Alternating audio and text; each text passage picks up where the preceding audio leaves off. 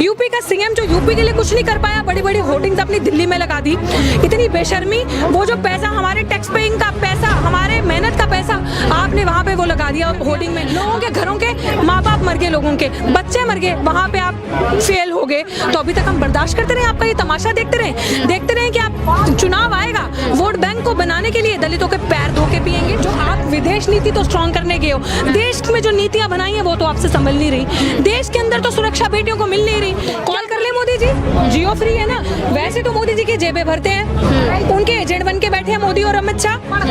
उन्हीं को सारा कॉर्पोरेट पूरा देश बेच के उनकी जेबों में दे दिया। तो मोदी जी को एक जियो का फ्री फोन नहीं दिया अंबानी ने, अडानी ने, कि कॉल मोदी जी कर ले। किसानों ने बहुत बार पहल की है। हमारी बच्चों के साथ शोषण हो रहा है, हमारा कुछ फ्यूचर हमें नहीं दिख रहा। 2 करोड़ रोजगार का जो जुमला दिया था हर साल, झूठ झूठ झूठ। और जिस तरीके का हमारा पूरा देश जो 70 सालों में डेवलपमेंट हुई है उसको बेचे जा रहे हो, उसकी बोलियां लगाए जा रहे हो। क्यों सही हम ये सारी चीजें? तो सरकार बदले नहीं तो हमारे पास और ऑप्शन क्या बचा है? हमारे पास ये ऑप्शन बचा है कि हम मुंह बंद करके घर बैठ के सड़ के तमाशा देखते रहें। और ये कुछ 545 लोग ड्रामा करके जो हमारे नुमाइंदे बन के, हमारे जिसे कह लो कि वो हमारे लिए वहां जाकर बैठे, हमारे रिप्रेजेंटेटिव बन के, और हमारा ही हक लूट लूट के खाते हैं, हमारा ही पेट काटते हैं और खुद खाते हैं। उनके बच्चे पढ़े विदेश में, उनके बच्चों को फुल मिले सुरक्षा, सेफ्टी। आप बात करते हैं कांग्रेस के नेता को, आप कहते हैं पप्पू पप्पू। आप सबने लेटेस्ट गप्पू तो देख ही लिया होगा, अमित शाह के बेटे को। जिस मंद बुद्धि मक्खी जैसे इंसान को, जिसको कुछ बोलना नहीं आता, उनको आप बीसीसीआई का चेयरपर्सन और इतनी बड़ी बड़ी उपलब्धियां दे रहे हैं। और क्या वहां परिवारवाद नहीं है? दूसरी जगह परिवार, मैं कांग्रेस की नहीं हूँ, बट मैं एक आपको नजरिया दिखा रही हूँ कि ऑपोजिशन को आप खत्म करने की पूरा पैसा लगा के कोशिश करते हैं। तो आप बताएं हमें कि सत्ता पलटे ना। दलितों की बच्चियों का रेप होता है। आज हम यहाँ पे जंतर मंतर पे इकट्ठे हुए मनीषा वाल्मीकि के लिए, 1 साल हो गया, न्याय नहीं मिला। तो क्या हम सत्ता पलटे ना? हम इंतजार करें? संगम विहार की बच्ची एक, संगम विहार की बच्ची दूसरी राबिया, और दूसरी बच्ची जिसका आज केस था, जो जीवित है, 2 बारी रेप हुआ। तो क्या हम अभी तक इंतजार करते रहे? यूपी में बड़े बड़े पोस्टर लगा दिए। यूपी का सीएम जो यूपी के लिए कुछ नहीं कर पाया, बड़ी बड़ी होर्डिंग्स अपनी दिल्ली में लगा दी।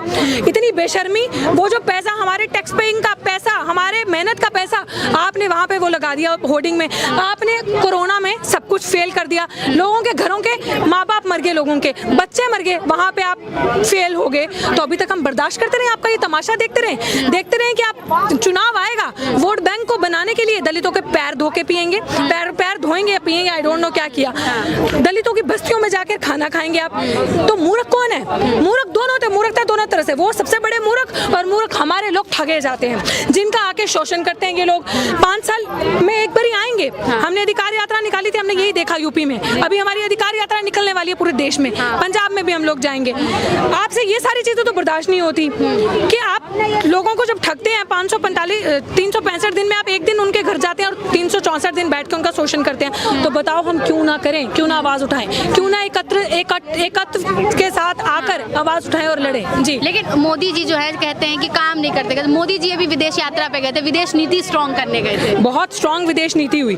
इसीलिए मोदी जी को जो वाइस प्रेसिडेंट ऑफ अमेरिका है कमला हैरिस जी ने बहुत अच्छी ट्यूशन दी है, isn't that? ट्यूशन दी है पर्सनल, कि ये जो देश है ना, जिसकी लार्जेस्ट डेमोक्रेसी है, तो इस देश में लोकतंत्र जिसे कहते हैं बहुत मेहनत से मिला है। और वो लोकतंत्र में जिन लोगों ने, जैसे मेरे ग्रैंड पेरेंट्स जो थे मेरी फैमिली के, I come from a Sikh family from Punjab. मेरी फैमिली में मेरे एक चाचा हैं जो वापस ही नहीं आए, लड़ने गए थे, राइट।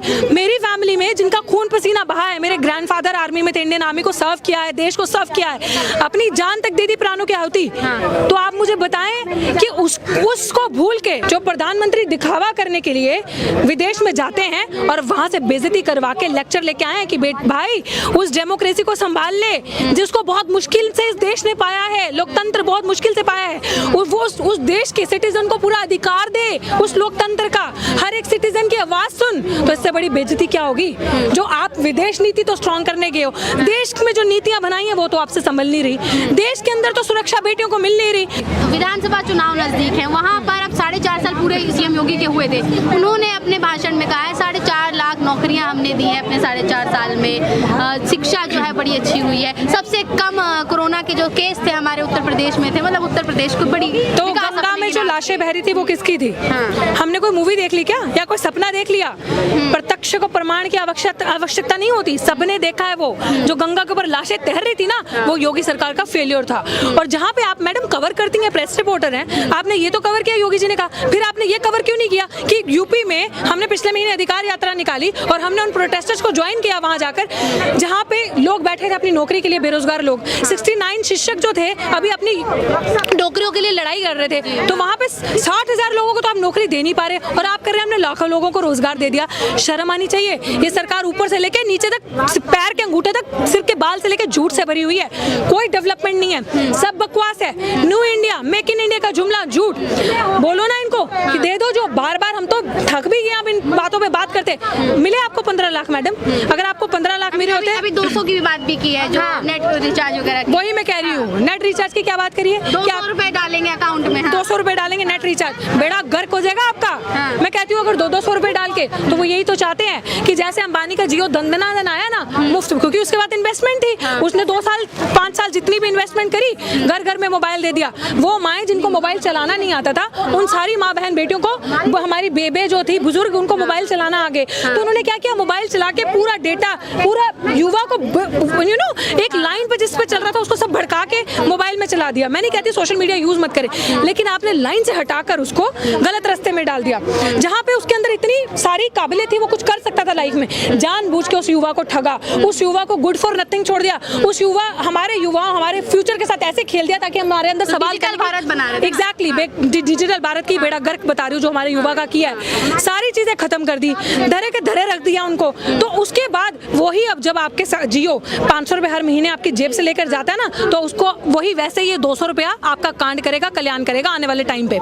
जो विदेश नीति स्ट्रॉन्ग करने के भाई साहब, जो हमारे प्रधानमंत्री जी हैं, किसान नहीं दिखा बॉर्डर पे बैठा, देश का अन्नदाता दिखा बॉर्डर पे बैठा, एमएसपी पे लॉ तो अभी तक बना नहीं, उसके दूरी पे किसान। तो कॉल कर ले मोदी जी, जियो फ्री है ना। मोदी जी को अंदानी ने, वैसे तो मोदी जी की जेबें भरते हैं, उनके एजेंट बन के बैठे हैं मोदी और अमित शाह, उन्हीं को सारा कॉर्पोरेट पूरा देश बेच के उनकी जेबों में दे दिया। तो मोदी जी को एक जियो का फ्री फोन नहीं दिया अंबानी ने, अडानी ने, कि कॉल मोदी जी कर ले। किसानों ने बहुत बार पहल की है, किसानों ने बहुत बारी अपनी तरह से किए हैं। अगर कोई ऐसा अंधा गूंगा देश में ऊपर आकर बैठा है, उसको दिख नहीं रहा किसान 605 606 हो गया आंकड़ा किसानों की शहादत का, दिखे नहीं? कितने लोगों की जानों के साथ खेलोगे?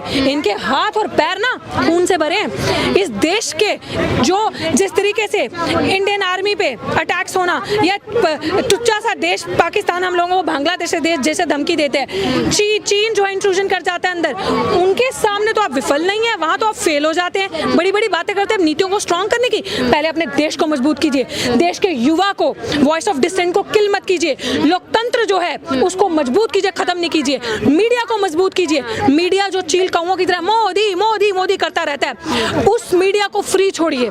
मीडिया की जो जेबें आप भरते हैं, सिर्फ कॉर्पोरेट घराने जो उसकी जेबें चलाते हैं, जब तक मीडिया फ्री नहीं होगा, जब तक हमें फ्रीडम नहीं आएगा, तब तक हम युवा सड़कों पे क्यों हैं? क्योंकि हमारे पास कोई ऑप्शन नहीं है मैडम, हमारे पास ऑप्शन ही सड़कों पे है। इस देश में 2014 के बाद से किसी चीज में बढ़ोतरी नहीं हुई, सिर्फ बढ़ोतरी हुई तो वो प्रदर्शन में, वो प्रोटेस्ट में। क्योंकि इस देश में जितने लोग सरकारी नौकरियों पे नहीं बैठे होंगे, जितने लोग सड़कों पे आके और नौकरियों के लिए, रोजगार के लिए बैठे होंगे, सुरक्षा के लिए बैठे होंगे। तो इतना सब कुछ आप कहने की विकास बिल्कुल नहीं किया, लेकिन उसके बावजूद भी इतने कॉन्फिडेंस में वो बोलते हैं कि हम 300 से पार सीटें अपनी लेकर आएंगे इस बार विधानसभा चुनाव। किसान का जो मुद्दा है वो कोई प्रभाव नहीं डालेगा चुनाव में भी। योगी आदित्यनाथ कह रहे हैं, क्या कह रहे हैं? किसानों का प्रभाव नहीं डालेगा, प्रभाव नहीं डालेगा। 300 से 350 से सीटें वैसे ही एकदम प्रभाव नहीं डालेगा, जैसे बंगाल में नहीं डाला था, बंगाल में तो वो इतने स्ट्रॉन्ग थे भी नहीं ना। देखिए आप मुझे 303 की बात तो पहले बताइए मत। 303 की बात आप करती हैं तो फिर मैं कैसे मान लूं कि कोई चीज मैनिपुलेट नहीं हो सकती? आप पेगासस की भी बात करो ना, पेगासस कहां से आया था?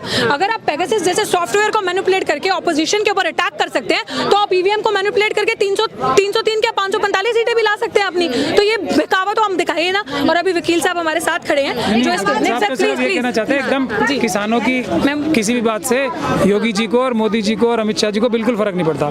ये तो सच बात है और कोई असर डालते भी नहीं है। जो इलाहाबाद में जो महंत नरेंद्र गिरी थे उनका मर्डर किस प्रकार से हुआ या उनकी हत्या हुई, वो आत्महत्या हुई या जो भी मर्डर हुआ या जो भी हुआ उसको कैसे छुपाना है, उसके लिए मौलाना कलीम सिद्दीकी को अरेस्ट करना है उन्हें। जो अडानी साहब के जो अभी 21,000 करोड़ से भी ज्यादा की ड्रग्स पकड़ी गई हैं, ये बाई चांस एक बार पकड़ी गई हैं, रोज कितनी ड्रग्स आ रही होंगी वहां से, उसको छुपाना है तो किसी मुसलमान को निशाना बनाना है, ये कार्रवाई चल रही है। अच्छा, तो धर्मांतरण की बात की आपने, धर्मांतरण की बात की। अभी मुख्तार अब्बास नकवी जो है वो खुद भाजपा में है, लेकिन उन्होंने भी अपना बयान दिया है कि देश में कोई भी धर्मांतर कर सकता है, कोई भी किसी भी धर्म को चुन सकता है। तो एक तरफ तो भाजपा धर्मांतर के खिलाफ है, दूसरी तरफ उन्हीं के नेता जो है वो उसको सपोर्ट भी कर रहे हैं। नहीं, वो देखिए मुख्तार अब्बास नकवी साहब की बात मैं नहीं करना चाहता। हमारे SC ST OBC और माइनॉरिटीज़ के लोग किसी भी मनुवादी पार्टी में होते हैं तो उनकी हैसियत और औकात किसी गुलाम से ज़्यादा नहीं होती है। तो उनकी बात करके उनको दुख पहुंचाना, ये सब रात को बेचारे रोते हैं, दहाड़े मार मार के, भले ही मंत्री बने बैठे हैं, ये सब रात को रोते हैं कि हम लोगों को इससे कैसे निजात मिलेगी, इस गुलामी से। तो इन मंत्रियों की और इन member of parliament 131 member of parliament हैं शेड्यूल कास्ट शेड्यूल ट्राइब के, लेकिन मुझे इस बात का पूरा भरोसा है सब लोग रात को आत्मग्लानी में रहते होंगे।